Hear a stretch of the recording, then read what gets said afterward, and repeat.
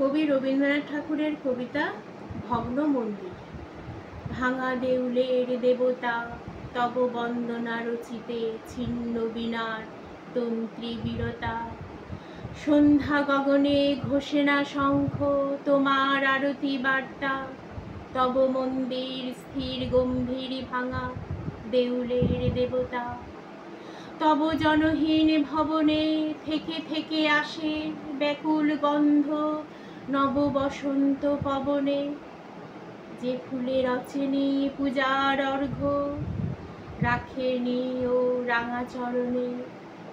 সে ফুল ফোটার আসে সমাচার জনহীন ভাঙা ভবনে।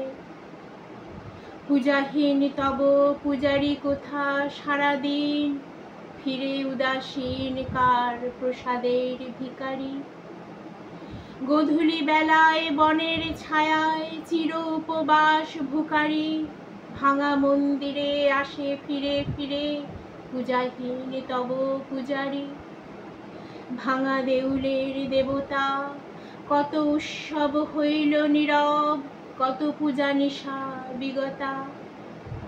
কত বিজয়ায় নবীন প্রতিমা, কত যায় কত কবতা। শুধু চিরদিন থাকে সেবাহীন ভাঙা দেউলের দেবতা।